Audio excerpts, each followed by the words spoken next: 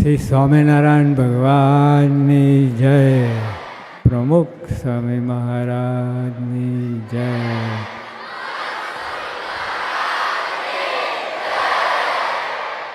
પ્રમુખ સ્વામી મહારાજ શતાબ્દી મહોત્સવની જય.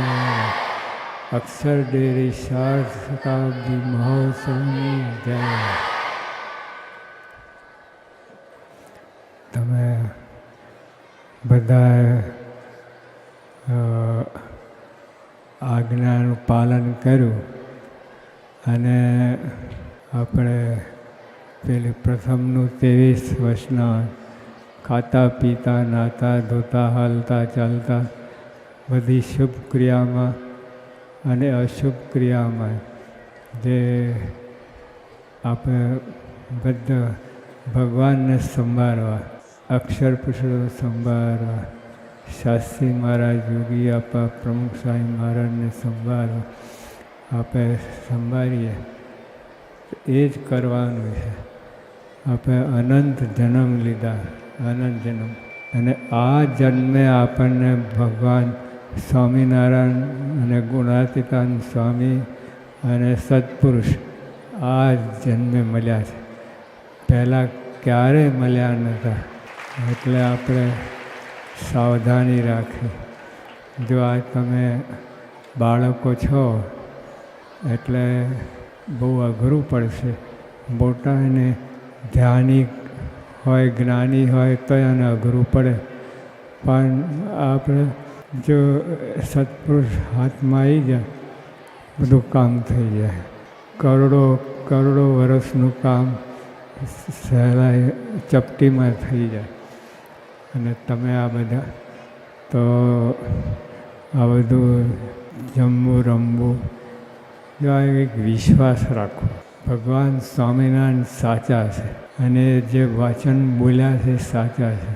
એટલે આપણે એમની આજ્ઞા પ્રમાણે રહેવું. એમાં બધા શાસ્ત્રો બધી વસ્તુ આવી જાય. મહારાજમાં વિશ્વાસ રાખે, મહારાજમાં સ્વામીમાં અને સત્પુરુષમાં વિશ્વાસ રાખે, એમાં બધા શાસ્ત્રો બધું આવી જાય. જો આપણે કીર્તનમાં બોલીએ છીએ, શાસ્ત્ર સકલનો સાર પરમે, શાસ્ત્ર સકલનો સાર પરમે, અક્ષરને પુરુષોત્તમ. એટલે બધું, એટલે આપણા હાથ વિશ્વાસની જરૂર છે. વિશ્વાસ હોય તો બધું ઘણું બધું કામ થાય. વિશ્વાસ એ રેતીમાં વાહન ચાલે, રેતીમાં વાહન ચાલે ના ચાલે, પણ વિશ્વાસ હોય તો રેતીમાં વાહન ચાલે. એટલી મોટી વાત. એટલે આપણે બીજું કાંઈ સમજવાની જરૂર નથી. કાંઈ ભગવાનમાં વિશ્વાસ રાખીને અને પછી આપણે મંડી પડવું. જે એમાં તમે અભ્યાસ વધારે સારું કરવું અને થોડું રમવું હોય તો રમી આવવું, પણ ખરાબ મિત્રો સાથે નહીં. હવે તો બધું બગાડે, તો જીવન બગાડે, તો આખી લાઈફસ્ટાઈલ બધી બદલી નાખે. અને કુસંગથી, ખરાબ મિત્રોથી, એનાથી બહુ સાવધાન રહેજો, અને તો તમે પાર પડી જશો. અને પછી જે આપણે સારા મિત્રો એટલે સત્સંગીમાં સુટેવ કુટેવ છે ને, સુટેવ કુટેવ ખબર છે? હા, તો એમાંય સત્સંગી હોય પણ કુટેવાળો હોય, એ ઊંધું કરતો હોય, ના કરવાનું કરતો હોય, એની ભાઈબંધી નહીં રાખવાની. સારા મિત્રો એટલે તમને ભગવાન સંભાળે, સ્વામી બાપાને યાદ કરાવે અને તમને સારી શિખામણ આપે. આપણે ભણવાનું એમાં આપણને મન જોડે, એવી ક્રિયા કરે એમાં જોડાવો. એ મિત્રો, એવા મિત્રોમાં તમે બુદ્ધિ એની સાથે ભાઈબંધી કરવી.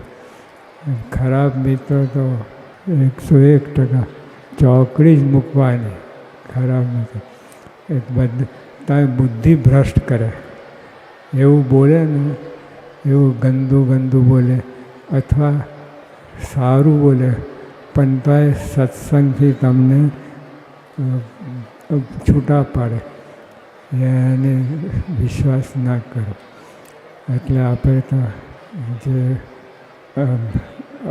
અભ્યાસ કરવો, પછી થોડુંક રમવું હોય, રમી આવવું.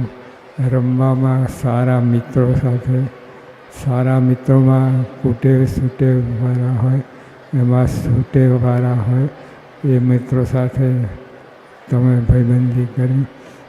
અને જો આ ભગવાનમાં દ્રઢ વિશ્વાસ, મોટો મુદ્દો આવે છે. ભગવાનમાં દ્રઢ વિશ્વાસ.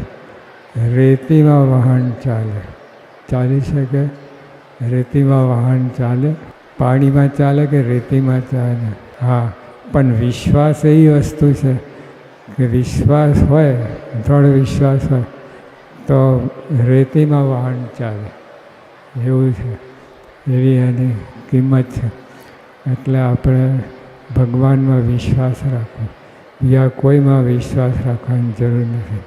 એક ભગવાન, એમના કહેલા વચન, જે આપણે પૂજા કરવી, પૂજામાં મન રાખવું. તો તમે પૂજામાં મન રહે, કેવી રીતે મન રહે? ભગવાન તમારા ભાઈબંધ છે, તો ભાઈબંધી કરવી ભગવાન સાથે. અને બધું એને માનસિક પૂજામાં બધું રમાડવા જમાડવા બધું કરવું. અને એ રીતે અને પછી મારા કરવી. એ ભગવાન દંડવત પ્રદક્ષિણા એ બધું કરવું. પૂજાનો જે ક્રમ છે એ બધામાં કરવું. પૂજા એક એવી સરસ વસ્તુ છે, તો પૂજામાં બુદ્ધિ દિવ્ય થાય, દિવ્ય બુદ્ધિ થાય. અને બધા મન શુદ્ધ થાય, જે બહુ અગત્યનું છે. મન શુદ્ધ હોય ને બધી સત્સંગને આપણને ગમે, સત્સંગની ક્રિયા ગમે.